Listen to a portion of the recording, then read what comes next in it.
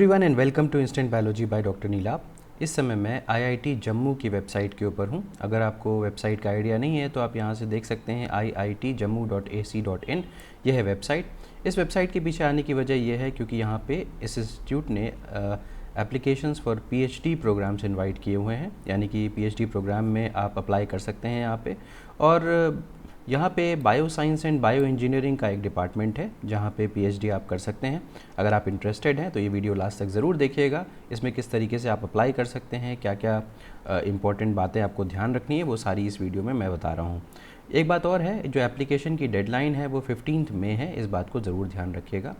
अब जैसे ही आप यहाँ पे क्लिक करते हैं, आपको स्टूडेंट्स पे जाना है यहाँ पे, और स्टूडेंट्स पे आके पीएचडी प्रोग्राम के ऊपर क्लिक करना है। जैसे आप पीएचडी प्रोग्राम के ऊपर जाते हैं, एक डेडिकेटेड पेज ओपन हो जाएगा जिसमें सारे जो डिपार्टमेंट्स में पीएचडी प्रोग्राम्स के लिए एप्लीकेशंस इनवाइट किए जा रहे हैं उनके बारे में मेंशन्ड है। और यहाँ से आपको ऑनलाइन अप्लाई करना है। ये देख रहे हैं आप, अप्लाई ऑनलाइन का ऑप्शन है। जैसे ही इसके ऊपर क्लिक करेंगे आप एक दूसरे पेज के ऊपर रिडायरेक्ट हो जाएंगे। वहाँ पे आपको सारी डिटेल्स वगैरह फिल करनी होगी। तो ये है ऑनलाइन अप्लाई करने का तरीका। अब मैं यहाँ से जितने भी इम्पॉर्टेंट बातें हैं उनको समझा देता हूँ। ये डिटेल्ड एडवर्टाइजमेंट पे अगर आप क्लिक करेंगे तो आप एक पीडीएफ फॉर्म डाउनलोड कर सकते, एक पीडीएफ डाउनलोड कर लेंगे। पीडीएफ मैंने ऑलरेडी डाउनलोड कर रखा है आपकी सहूलियत के लिए।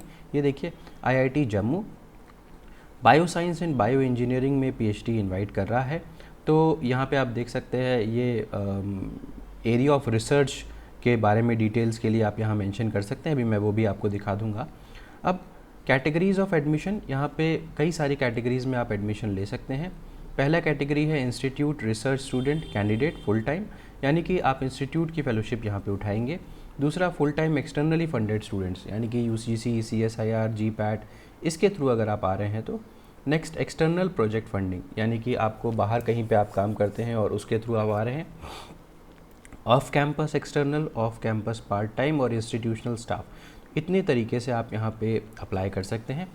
अब एलिजिबिलिटी क्राइटेरिया की मैं बात कर लूँ कि कौन कौन से स्टूडेंट्स यहाँ पे एलिजिबल हैं, तो मास्टर्स डिग्री होनी चाहिए इंजीनियरिंग या टेक्नोलॉजी में, या मास्टर्स डिग्री बाय रिसर्च होनी चाहिए इंजीनियरिंग या टेक्नोलॉजी में, तो आप एलिजिबल हैं।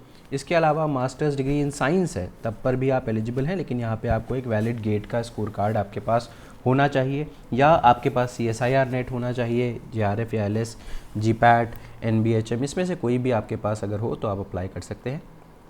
इसके अलावा अगर आपके पास बैचलर्स डिग्री भी है इंजीनियरिंग एंड टेक्नोलॉजी की और एक्सेप्शनल एकेडमिक रिकॉर्ड है विद वैलिड गेट स्कोर, तो भी आप यहाँ पे अप्लाई कर सकते हैं।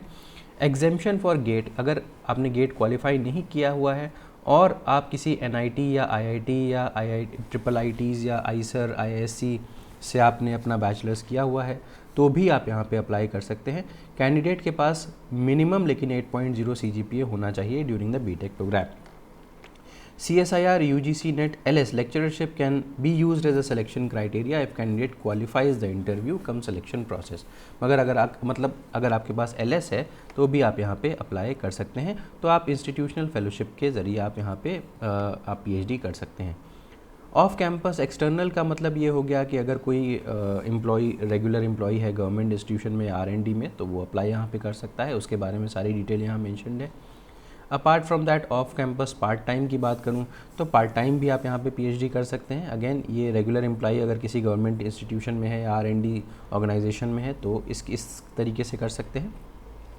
एप्लीकेशन फ़ीस की बात करूं तो 300 रुपीज़ एप्लीकेशन फ़ीस है जनरल EWS OBC कैटेगरी के लिए, और 200 रुपीज़ है SC ST PWD कैंडिडेट्स के लिए। ठीक, तो ये हो गया। और आप किस तरीके से यहाँ पे फ़ीस को डिपॉजिट कर सकते हैं। Fees can be deposited by net banking और debit card facilities. Reservation as per government of India rules है। और एप्लीकेशन प्रोसीजर, जहाँ मैंने आपको दिखाया था अप्लाई ऑनलाइन वाला जो बटन था, उसके ऊपर क्लिक करके आप ऑनलाइन अप्लाई कर सकते हैं।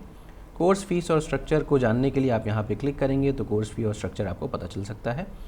टाइमलाइंस 24 अप्रैल से इसका जो पोर्टल था वो ओपन हो गया था। 15 मई इसकी लास्ट डेट है। कोई भी हार्ड कॉपी आपको एप्लीकेशन की यहाँ भेजने की आवश्यकता नहीं है। इसके अलावा कुछ और भी यहाँ पे बातें यहाँ पे लिखी गई हैं, आप पढ़ सकते हैं इसको। एक बात और है यहाँ पे कि किस तरीके से यहाँ पे मतलब शॉर्ट लिस्टिंग होगी उसके बारे में बहुत डिटेल में नहीं मेंशन है, बट कुछ बातें हैं जिससे ये पता चल रहा है कि शॉर्टलिस्टेड कैंडिडेट्स को इंटरव्यू या रिटन टेस्ट के लिए बुलाया जाएगा, तो वो एक तरीका ज़रूर होगा, मुझे ऐसा लगता है। तो क्योंकि यहाँ पे देखिए मेंशन भी है कि मियरली अप्लाइंग फॉर और being shortlisted for appearing in interview, written test और subsequent process does not employ, तो इसका मतलब है कि ये सारे प्रोसेस होंगे ही होंगे। तो और नीचे भी यहाँ पे लिखा हुआ है कि आपको करेक्ट और एक्टिव ईमेल एड्रेस यहाँ पे अपना भरना है, ताकि इंस्टीट्यूट आपसे टेस्ट या इंटरव्यू शेड्यूल के बारे में आपसे कॉरेस्पॉन्ड कर सके। तो ये सारी डिटेल्स हैं।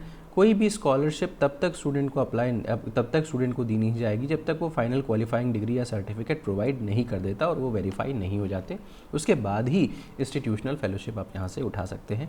कॉन्टैक्ट डिटेल्स ये है, अगर आप चाहें तो यहाँ पे कॉन्टैक्ट कर सकते हैं और अपनी सारी क्वायरीज़ यहाँ से पूछ सकते हैं। एनेक्जोर ए में नो ऑब्जेक्शन या स्पॉन्सरशिप सर्टिफिकेट वगैरह मेंशन्ड है, आप इसको अपनी ज़रूरत के हिसाब से चेकआउट कर सकते हैं। बाकी मैंने आपसे कहा था कि अगर रिसर्च एरिया के बारे में देखना है तो मैं आपको दिखा सकता हूं कि कौन कौन से रिसर्च एरियाज़ यहाँ पे हैं। जैसे आप रिसर्च एरियाज़ पे क्लिक करेंगे, आप यहाँ से एक और पोर्टल डाउनलोड कर सकते हैं, उसको ओपन कर सकते हैं। अब ओपन करने के बाद आपको दिखाई देगा कि कौन कौन से एरियाज़ में आप रिसर्च यहाँ पे कर सकते हैं। Bio science and bio engineering में nano biotechnology, bio sensors, nano material है, होस्ट पैथोजन इंटरैक्शंस है, बायो इंस्पायर्ड इंजीनियरिंग है। तो इतने एरियाज़ अगर आप देखो तो इतने एरियाज़ जो हैं उनमें बायो साइंस और बायो इंजीनियरिंग में रिसर्च हो रही है। प्री रिक्विजिट यहाँ पे मेंशन्ड है, अगर आप एलिजिबल आपको लगता है तो आप ज़रूर अप्लाई करें। तो ये सारी की सारी डिटेल हो गई। बाकी नीचे केमिस्ट्री और सिविल इंजीनियरिंग वगैरह के बारे में मेंशन्ड है। मुझे bio science and bio engineering के बारे में आपको बताना था तो मैंने वो करा। उम्मीद है कि ये वीडियो आपको पसंद आया होगा, इसकी इन्फॉर्मेशन आपको पसंद आई होगी। अगर आपको कोई क्वेरी है तो आप ज़रूर मेंशन करें कमेंट सेक्शन में, मैं उसको सॉल्व करने की कोशिश करूँगा।